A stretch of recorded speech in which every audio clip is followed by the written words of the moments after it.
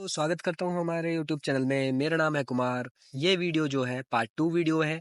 Part 1 इसका पहले ही upload हो चुका है, जिसमें मैंने जीएस निधि के सेकंड एडिशन में क्वेश्चन नंबर 1 से लेके 25 तक करा दिए हैं। इस वीडियो के अंदर हम आगे देखेंगे। चलिए क्वेश्चन नंबर 26 से स्टार्ट करते हैं। क्वेश्चन नंबर 26 किस प्रकार बोलता है? क्वेश्चन नंबर 26 होता है कि तेरह थाली लोक नृत्य मुख्य रूप से निम्नलिखित में से किस राज्य से संबंधित है? तो option A Haryana, B Rajasthan, C Assam या डी मध्य प्रदेश। इसका सही ऑप्शन होगा बी राजस्थान। तो इसका सही आंसर है राजस्थान। अब इस तेरह थाली के बारे में थोड़ा और जानते हैं। यह लोक नृत्य राजस्थान की कमार या कमार जनजाति द्वारा मनाया जाता है। तो यहाँ से एक इंपॉर्टेंट पॉइंट निकलता है कि जो तेरह थाली लोक नृत्य है कौन सी जाति मनाती है? राजस्थान की कमार जाति। ठीक है। और तेरह थाली महिलाओं द्वारा शरीर में तेरह मंजीरे। अभी मंजीरे क्या है इनको हम आगे देखते हैं कि महिलाओं द्वारा बांधकर ताल और लय के साथ सिर पर कांसे की थाली में चरखी लोटा इस प्रकार जलता है, वह दीपक रखकर बैठे बैठे हुए करते हैं। मतलब ओवरऑल कहूं तो इसमें क्या होता है कि जो महिलाएं होती हैं राजस्थान की, वो सर के ऊपर एक घड़िया रखती हैं और उसके ऊपर कुछ दीपकें रखती हैं। ठीक है। और थाली के आकार के वो दीपक होते हैं। तो इस नृत्य को करते हैं वो लोग। कहाँ पे? राजस्थान का। कितनी थाली है भाई? राजस्थान में 13 थाली है। ऑप्शन आपको याद हो गया होगा। इस नृत्य में ढोलक और तंबूरा का उपयोग किया जाता है। तो यहाँ पे देखो दो वाद्य यंत्र की बात कर दी है। अगर क्वेश्चन कभी आ गया कि 13 थाली नृत्य में किन दो वाद्य यंत्रों का प्रयोग किया जाता है, तो आप क्या बोलोगे? पहला तो है ढोलक, दूसरा है तंबूरा। चलो अब क्वेश्चन नंबर 27 पे चलते हैं कि इंदिरा पीपी बोरा किस भारतीय शास्त्रीय नृत्य में उनके योगदान के लिए 2020 में उनको क्या मिला है? पद्मश्री पुरस्कार मिला है। तो इंदिरा पीपी बोरा ए कथक, बी कुचिपुड़ी, सी शास्त्रीय या डी भारतनाट्यम। तो जो इंदिरा पीपी बोरा है वो सत्रीय नृत्य की नृत्यिका है। तो इनको 2020 में कौन सा अवार्ड मिला है? पद्मश्री पुरस्कार मिला है इन्हें 2020 में। अब इसकी एक्सप्लेनेशन पढ़ते हैं कि इंदिरा पीपी बोरा असम की एक शास्त्रीय नृत्यांगना है। इंदिरा पीपी बोरा को अभी तक क्या क्या पुरस्कार मिल चुके हैं? सबसे पहला मिलता है ना संगीत नाटक अकादमी 1996 के अंदर। दूसरा इनको मिलेगा, तो इनको 1996 में संगीत नाटक अकादमी मिलता है, पॉइंट नंबर 1। 2019 में गुरु गोपीनाथ देसिया नाट्य पुरस्कार मिलता है। ये बहुत इंपॉर्टेंट है कि जो गुरु गोपीनाथ देसिया नाट्य पुरस्कार है ये कौन सी सरकार देती है? ये केरल सरकार का पुरस्कार है ये। फिर पद्मश्री जैसा कि मैंने बताया 2020 से मिलता है। तो यहाँ से आपको मोटा मोटा 3 नॉलेज मिलती है। पहली, गुरु गोपीनाथ देसिया पुरस्कार कौन सी सरकार देती है? जी केरल सरकार। ठीक है। फिर पीपी जो इंदिरा पीपी बोरा है इनको संगीत नाटक अकादमी कब मिला था? 1996 के अंदर। देन इनको पद्मश्री 2020 के अंदर। अब अगले प्रश्न पे चलते हैं। तो देखो यहाँ पे कुछ घराने आ गए हैं कि पद्मश्री पद्म विभूषण पुरस्कार 2022 में प्राप्त करने वाली प्रभा अत्रे किस घराने से थी? तो इस क्वेश्चन को करने से पहले मैं आपको थोड़ा घराने का एक नोट्स, जो मेरे पर्सनल नोट्स है उन पे ध्यान केंद्रित करना चाहूंगा कि घराने कितने प्रकार के थे। मतलब मैं मोटे मोटे 2 या 3 घराने बताऊंगा। तो देखो सबसे पहले मैंने जो नोट्स बनाए, मैंने पहले पॉइंट बिंदु पे लिखा है घराने, उनके संस्थापक, देन उनके कुछ गायक। ये सब नहीं है, ये बहुत महत्वपूर्ण गायक लिखे हैं। वैसे तो काफी गायक है बट ये महत्वपूर्ण वाले हैं। सबसे पहले आता है किराना घराना। किराना घराना कहाँ का है? जी यूपी का है। किसने संस्थापक है? कौन संस्थापक है? तो उस्ताद अब्दुल करीम खान। अब देखो मैं इसको याद कराऊं तो आप किराने की दुकान सुनिए। किराने की दुकान पे कौन से बाबा रहते हैं? जी करीम खान बाबा रहते हैं। करीम। ठीक है। अब इनके 3 गायक बताए हैं जो इनके जो भी किराना घराने से लिंक रखता है। सबसे पहले गंगूबाई हंगल। अब देखो जो ये शब्द है ना गंगूबाई, आप होप सो आपने एक मूवी आई थी अभी रिसेंटली आई थी गंगूबाई के नाम से, तो आप याद कर सकते हो कि गंगूबाई कौन से घराने की थी? किराना घराने की। फिर भीमसेन जोशी, ये बहुत बार एसएससी के अंदर क्वेश्चन आ चुका है कि भीमसेन जोशी किस घराने से ताल्लुकात रखते हैं? तो आप बोलोगे भीमसेन जोशी किराना घराने से ताल्लुकात रखते हैं। देन प्रभा अत्रे। प्रभा अत्रे किस घराने की आ गई? किराना घराने की। तो मैंने ओवरऑल आपको चार चार गायक बता दिए हैं जो किस घराने से है? किराना घराने से है। करीम खान, गंगूबाई हंगल, भीमसेन जोशी और प्रभा अत्रे। अब आगे चलते हैं मेवाती घराना। और मेवाती घराने को किसी अन्य नाम से क्या जानते हैं आप? जयपुरी मेवाती घराना भी इसको बोलते हैं। ये कहाँ पे है? ये हरियाणा प्लस राजस्थान के कुछ क्षेत्रों में पाया जाता है, बट मेनली ये हरियाणा में ज्यादा पाया जाता है। तो मेवाती घराने का संस्थापक कौन है भाई? आप कहोगे नजीर खान है मेवाती घराने के संस्थापक। इनके 3 प्रमुख गायक या कहे कलाकार, पहला है पंडित जसराज, दूसरा पंडित मोतीराम एंड मणिराम, ये दोनों भाई हैं, तीसरा संजीव अभ्यंकर। तो यहाँ पे भी आपको मैंने 4 नाम दे दिए हैं। अब आगरा घराना, आगरा घराना जो है वो आपका उत्तर प्रदेश के आगरा जगह पे है, ठीक है। अब आगरा घराने के संस्थापक कौन थे? तो आप बोलोगे हाजी सुजान खान। देन उसके 2 गायक, एक फयाजी खान, एक जोहराबाई अग्रवाली, ठीक है।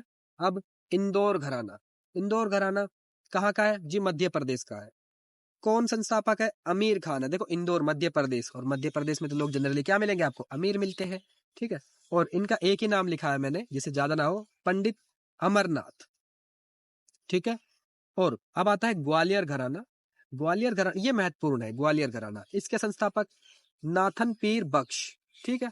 और इसके उस्ताद हददू खान इसके एक गायक है। फिर पटियाला घराना में बहुत महत्वपूर्ण है, बहुत बार क्वेश्चन आया है कि पटियाला घराने कौन से संबंधित है? तो फतेह अली खान और अली बख्श, इन दोनों ने मिलकर ये घराना की नींव डाली थी।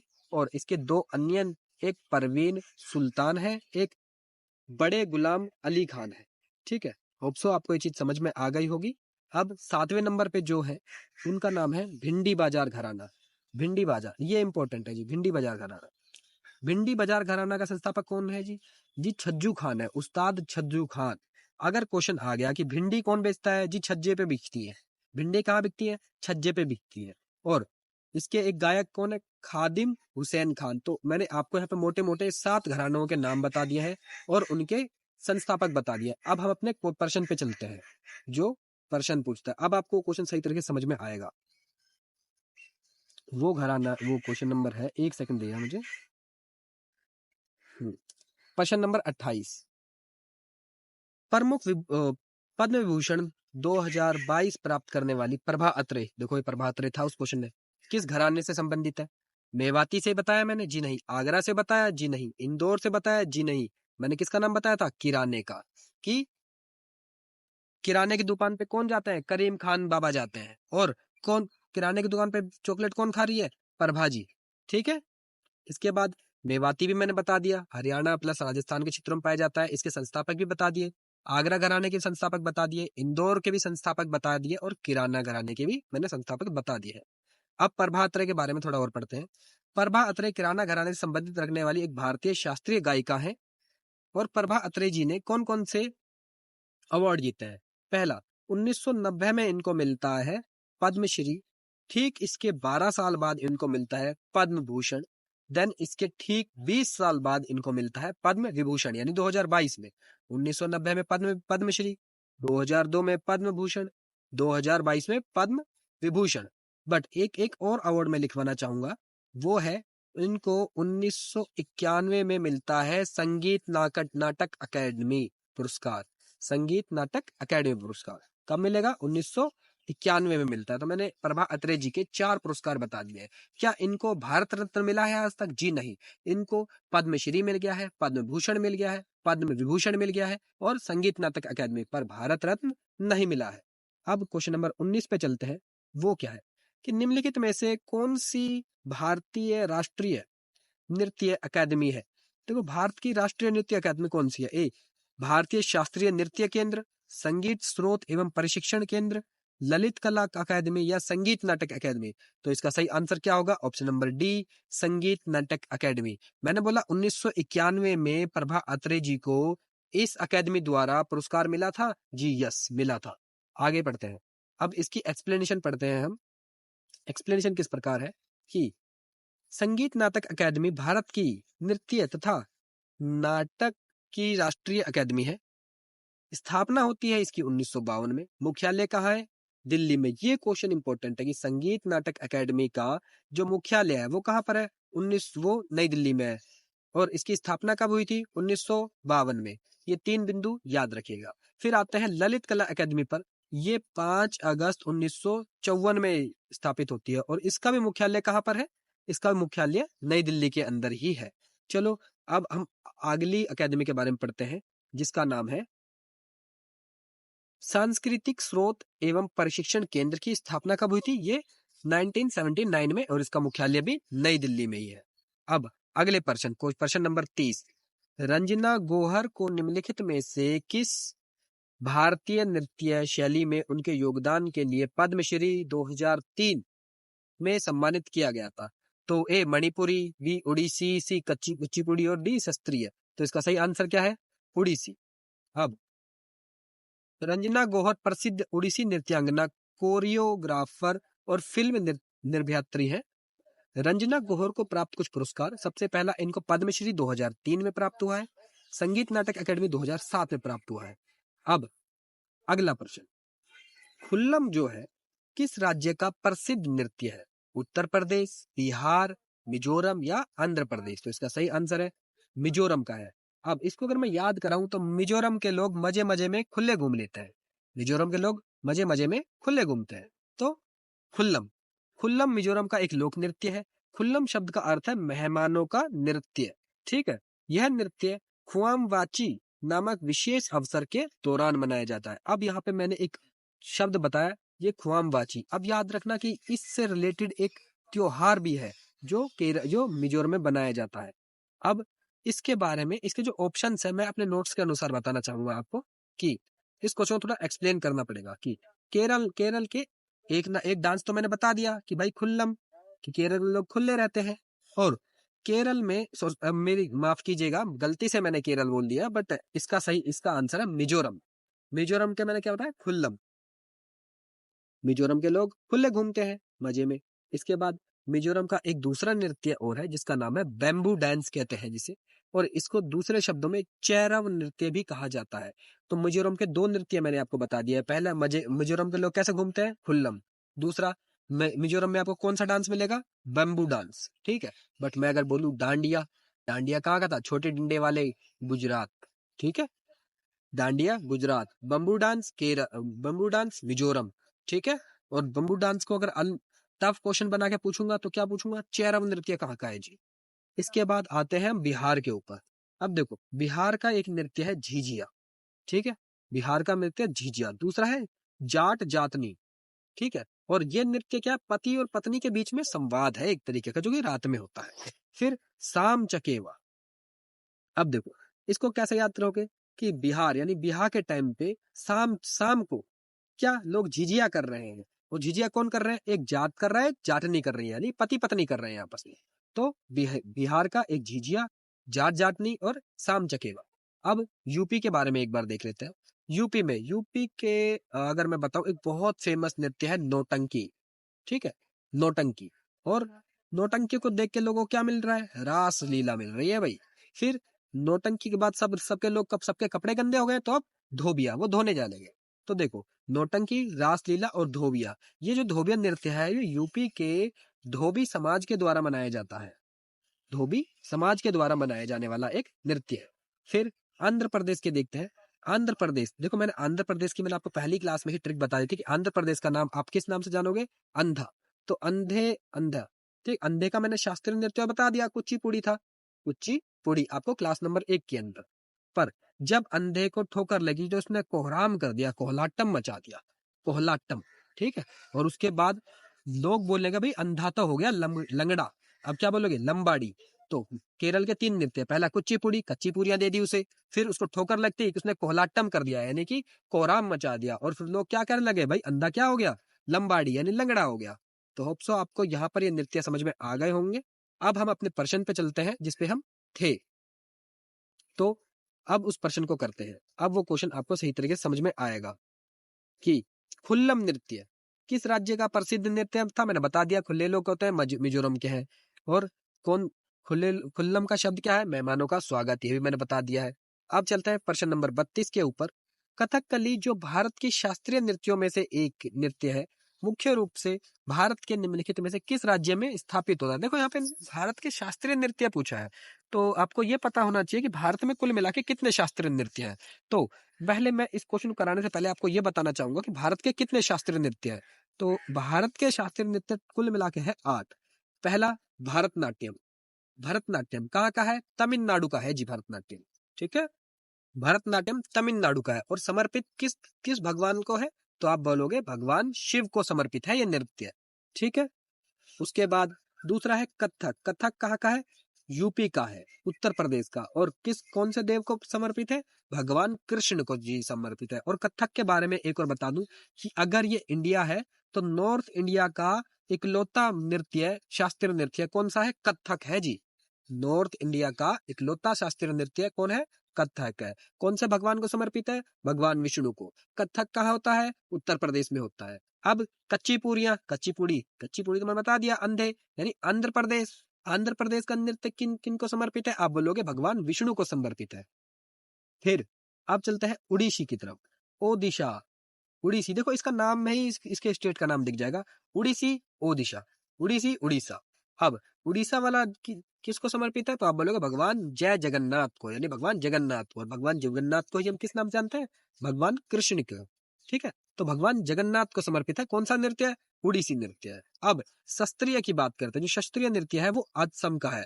तो असम का नृत्य शास्त्रीय किसको समर्पित है? भगवान विष्णु को समर्पित है, जिनमें हम प्रेम गाथाएं देखते हैं। अब अगर असम के बारे में बताऊं तो आज शाम शस्त्र से लड़ाई होगी। ठीक है, आज शाम शस्त्र से लड़ाई होगी। फिर मोहिनीअट्टम और कथकली ये एक ही राज्य के हैं, जो कि केरल के हैं। अब देखो केरल, अगर कथकली की याद याद कराऊं तो आप बोलोगे कथकली केरल चली। क्या बोलोगे? कथकली केरल चली। किसको समर्पित है? इसके इसके अंदर क्या देखने को मिलता है? आपको रामायण और महाभारत के बारे में जानने को मिलता है। कथकली केरल चली। और मोहिनीअट्टम किसका है? केरल का है। भगवान विष्णु को ही ये समर्पित है और इसमें प्रेम भाव को दर्शाया गया है। ठीक है, और एक अंतिम नृत्य है जिसका नाम है मणिपुरी। मणिपुर का है और भगवान श्री कृष्ण जी का है। तो यहाँ से आपको मैंने आठों के आठों शास्त्रीय नृत्य बता दिए हैं। अब हमारे प्रश्न के ऊपर अगर हम चलेंगे तो आपको सही तरीके से वो समझ में आएगा। तो प्रश्न नंबर 32 जो था वो क्या था? कथकली। मैंने बोला कथकली कहाँ चली? केरल। कथकली जो भारत के शास्त्रीय नृत्यों में से एक नृत्य है, मुख्य रूप से भारत में के निम्नलिखित में से किस राज्य में किया जाता है? तो आप बोलोगे असम, मणिपुर, केरल और उत्तर प्रदेश। तो आंसर क्या है? कथकली कहाँ चली? केरल चली। तो अब इसकी एक्सप्लेनेशन पढ़ते हैं। कथकली नृत्य जो है केरल का एक शास्त्रीय नृत्य है। इसकी इसकी उत्पत्ति 17वीं सदी में त्रावणकोर यानी केरल में हुई थी। कथकली में नर्तक सफेद रंग की पोशाक पहनते हैं। कथकली में गायकों और राजाओं के चेहरे के को हरे रंग से रंगा जाता है। ठीक है, कथकली संगीत में ये बहुत इंपॉर्टेंट है। कथकली संगीत में कौन सा म्यूजिक यूज होता है? आप बोलोगे मोड म्यूजिक यूज होता है। कथकली में पात्रों को कई तरह वर्गों में बांटा गया, जैसे पच्चा, कुटी, ताड़ी और करी तथा मुनुक्कू।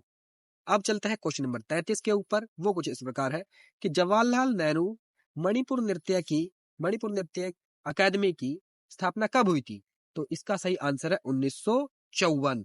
और 1952 में कौन सी स्थापना हुई थी? आप बोलोगे ललित कला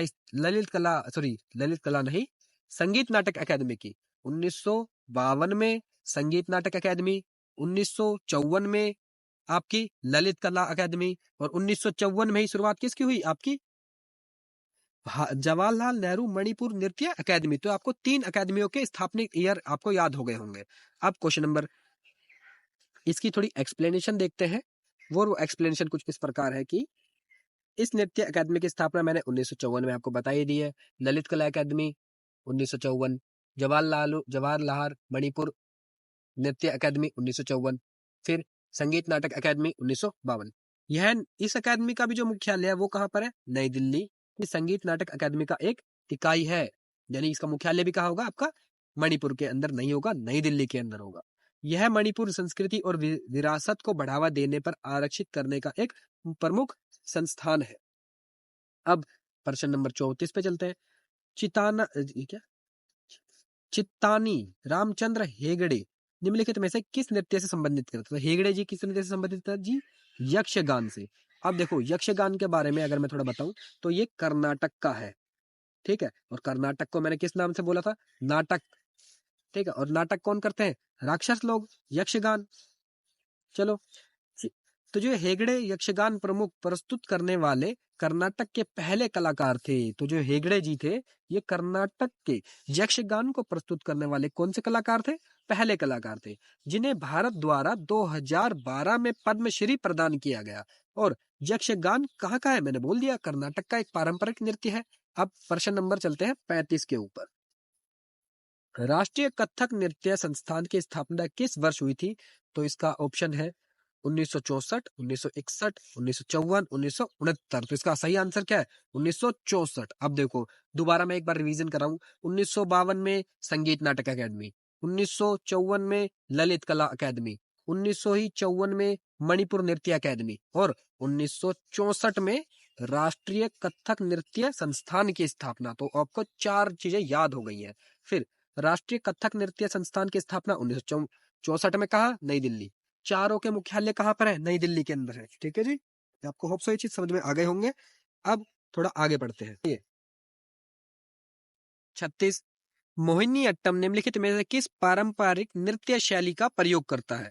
देखो ये इंपॉर्टेंट है कि जो मोहिनी अट्टम नृत्य है, मैंने ये तो पता है भाई केरल का है, पर इसमें नृत्य शैली कहाँ की यूज होती है? तो उसका आंसर है लास्य नृत्य शैली। अब देखो, मोहिनी, मोहिनी को देख के लड़के क्या बन गए? लाश बन गए। तो लास्य नृत्य शैली इसका आप ट्रिक से आप इसे याद कर सकते हो। ठीक है, अब इसकी एक्सप्लेनेशन पढ़ते हैं। एक्सप्लेनेशन इसकी कुछ इस प्रकार है। लास्य नृत्य शैली श्रृंगारिक नृत्य भी कहा जाता है तथा देवी पार्वती से जुड़ा है। मोहिनीअट्टम की उत्पत्ति केरल में हुई है, जो कि मैंने पहले ही बता दिया है। मोहिनीअट्टम का नाम भगवान विष्णु के स्त्री रूप मोहिनी के शब्द से अवतरित हुआ है। मोहिनी का अर्थ है सुंदर स्त्री, अट्टम का अर्थ है नृत्य। तो अब प्रश्न नंबर 37 पे चलते हैं। प्रश्न नंबर 37 जो है, गोविंद जी नृत्यालय निम्नलिखित में से किस राज्य में स्थित है? असम, मणिपुर, नागालैंड या त्रिपुरा? तो आप क्या बोलोगे? ये स्थित है मणिपुर के अंदर। ठीक है, अब इसके बारे में पढ़ते हैं। मणिपुर नृत्यालय, यानी जो मणिपुर का स्कूल है, गोविंद जी स्कूल है, डांसिंग स्कूल है, इसको किसने खोजा? तो इसकी स्थापना की है आपकी गुरु बिपिन सिंह ने। गुरु बिपिन सिंह मणिपुर नृत्य की शैली में एक नृत्यक है, ने महिलाओं के लिए गोविंद जी नृत्य में विद्यालय का स्थापना कहाँ करी है जी? मणिपुर में करी है। आगे इन्होंने 1972 में कलकत्ता में मणिपुरी नृत्यालय का मुख्य नृत्य विद्यालय भी खोला। आगे प्रश्न नंबर 38, निम्नलिखित में से किस राज्य में ओडिसी नृत्य ग्राम स्थित है? अब देखो, नृत्य ग्राम जो होता है ये कहाँ पे स्थित है? तो आप कहोगे कर्नाटक में है। ये इंपॉर्टेंट क्वेश्चन है एक स्टैटिक का, कि ओडिसी का जो नृत्य ग्राम है कर्नाटक में स्थित है। ओडिसी नृत्य संस्था नृत्य ग्राम कर्नाटक के बेंगलोर में स्थित है। इसकी स्थापना 1990 में प्रसिद्ध ओडिसी नृत्यांगना प्रतिमा गौरी बेदी ने की थी। यह भी इंपॉर्टेंट है कि अगर क्वेश्चन ये आ गया कि प्रतिमा गौरी बेदी किस नृत्य से संबंधित है, तो आप बोलोगे ये ओडिसी से संबंधित है। अब प्रश्न नंबर 39, मणिपुर के निम्नलिखित में से किस शहर में जवाहर नेहरू मणिपुर नृत्य अकादमी स्थित है? ए, तो देखो, जवाहर नेहरू मणिपुर अकादमी ये है तो मणिपुर में ही, बट इसका हेडक्वार्टर दूसरा कहाँ है? इम्फाल, जो मणिपुर की राजधानी है। अब प्रश्न नंबर 40, निम्नलिखित में से कौन सा नृत्य राधा कृष्ण की रासलीला विषय लिए प्रसिद्ध है? तो इसका सही आंसर है मणिपुरी नृत्य। मणिपुर नृत्य के अंदर आपको राधा कृष्ण की रासलीला देखने को मिलती। अब देखो, मैंने सत्रिय के बारे में आपको बता दिया। सत्रिय असम का था, ठीक है। फिर कथक उत्तर भारत का इकलौता नृत्य है उत्तर प्रदेश के अंदर। फिर मोहिनीअट्टम केरल का एक और नृत्य है, मैंने बताया था। कथकली केरल चली। मणिपुर कहाँ का है? मणिपुर का ही है। फिर गुरु बिपिन सिंह, जिन्होंने 1966 में संगीत नाटक अकादमी पुरस्कार मध्य प्रदेश सरकार द्वारा कालिदास सम्मान से सम्मानित किया गया, निम्नलिखित में से किस भारतीय शास्त्रीय नृत्य के प्रतिपादक है? अब देखो, यहाँ से आपको 3 क्वेश्चन समझ में आएंगे। पहला, गुरु बिपिन सिंह को संगीत नाटक अकादमी पुरस्कार भी प्राप्त है और मध्य प्रदेश सरकार का कौन सा? कालिदास पुरस्कार भी इनको प्राप्त है।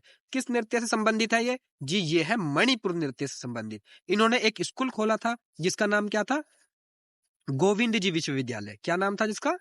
गोविंद जी नृत्यांगना स्कूल, ठीक है। डांसिंग स्कूल था ये। कहां पे था जी? मणिपुर के अंदर था। मणिपुर के अंदर, इम्फाल के अंदर।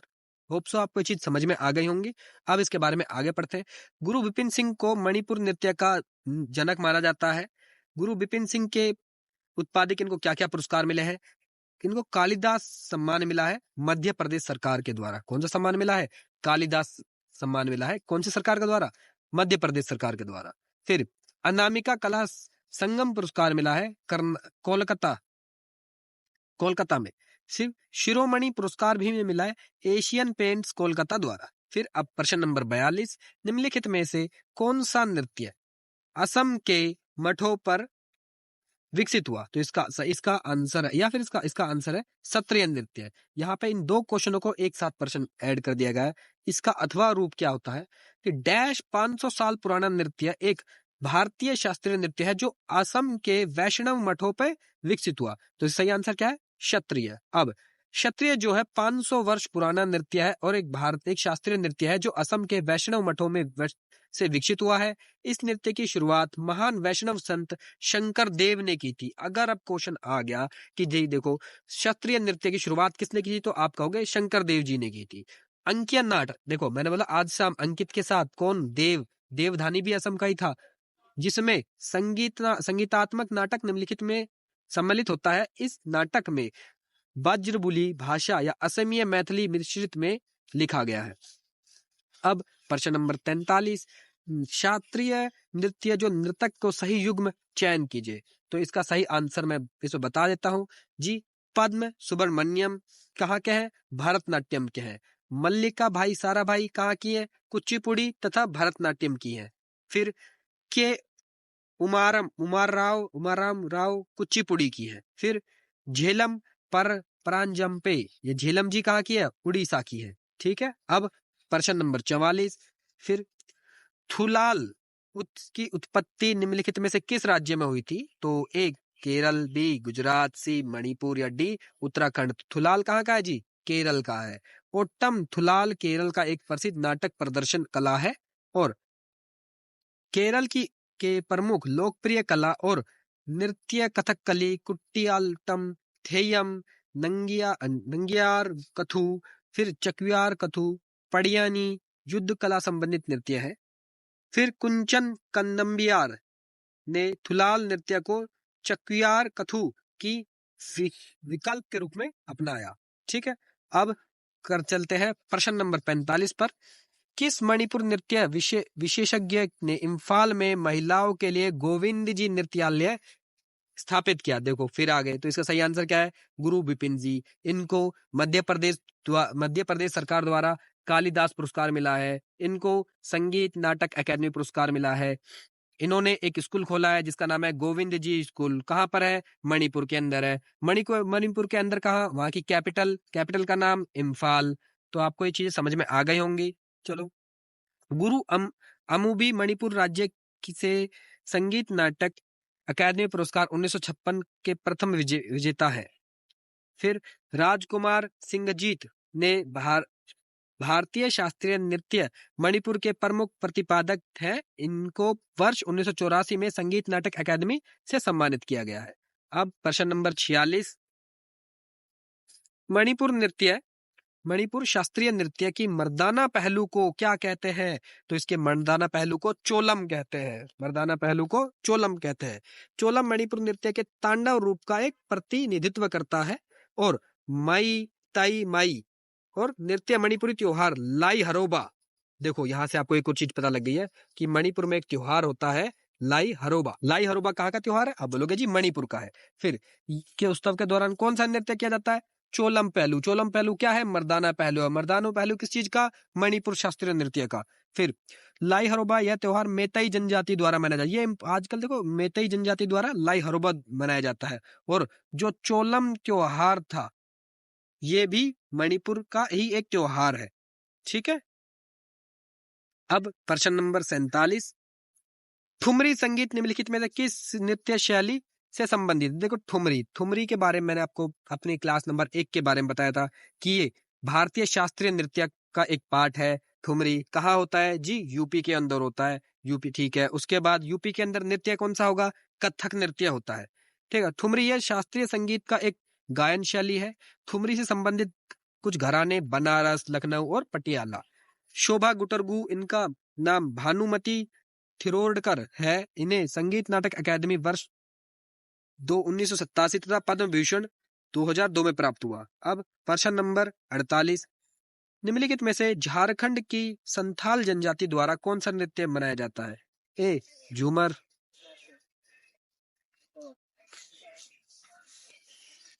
निम्नलिखित में से झारखंड की संथाल जनजाति द्वारा नृत्य किया जाता है, कौन सा नृत्य किया जाता है? झूमर, कोली, झिका या कोलकली। तो इसका जो सही आंसर होगा वो है आपका झिक्का दसाई यानी बी। झिक्का दसाई कौन सी? झारखंड की संथाल जनजाति द्वारा किया जाता है। इसके बाद झिक्का दसाई यह संथाल जनजाति द्वारा प्रचलित पूजा नृत्य है, ठीक है। और आगे पढ़ते हैं, पाइका और गोलवरी संथाल का प्रचलित मार्शल डांस की लोकप्रिय रूप है। इस नृत्य की नर्तक धनुष बाण लेकर नकली युद्ध का प्रदर्शन करते हैं। अब देखो, अगर प्रश्न यह आ गया कि जो पाइका नृत्य है वो कहाँ का है, तो आप कहोगे झारखंड की संथाल जनजाति करती है ये भी, ठीक है। और झिक्का ये भी झारखंड का ही है, ठीक है। अब इसके थोड़ा आगे पढ़ते हैं कि संथालों के प्रमुख नृत्य शिकारी, ठीक है, अषाढ़िया, डाहरा और सरारात है। फिर आगे चलते हैं, दलखाई भारत के निम्न में से किस राज्य का लोक नृत्य है? प्रश्न नंबर 49, तो इसका सही आंसर है उड़ीसी। दलखाई का कहाँ का है? उड़ीसा का है। दलखाई की उत्पत्ति उड़ीसा के संभलपुर जिले में हुई थी, ठीक है। इस नृत्य की को फागुन, नुआखाई, दशहरा आदि के त्योहारों में किया जाता है। यह नृत्य आमतौर पर देवी दुर्गा को प्रसन्न करने के लिए किया जाता है। और इस वीडियो का अंतिम प्रश्न, चंगाई नृत्य भारत के किस राज्य से संबंधित है? तो आप क्या कहोगे? चंगाई नृत्य है नागालैंड से संबंधित है। नागालैंड की चांग या चांगनाग जनजाति चांगसांग नृत्य करती है। चांगसांग नृत्य नकन्यूलम उत्सव के एक भाग के रूप में लिया जाता है, ठीक है। नागालैंड का एक लोकप्रिय रूप से त्योहारों की भूमि भी कहा जाता है। तो होप सो इस वीडियो में मैंने 50 तक प्रश्न आपके करा दिए हैं। आप वीडियो नंबर 1, अगर आप इस वीडियो को पहली बार देख रहे हैं तो आप इसका पार्ट 1 देख के आइए। इसका जो पार्ट 3 है वो कुछ टाइम बाद में रिलीज करूंगा मैं, अराउंड 1 या 2 दिन बाद। होप सो आपको ये वीडियो पसंद आई हो। अगर आप चाहते हैं कि कुछ इसके अंदर हम इंप्रूवमेंट करें या आप अपने सुझाव देना चाहते हैं तो आपके लिए कमेंट सेक्शन ओपन है। धन्यवाद। आपका दिन शुभ।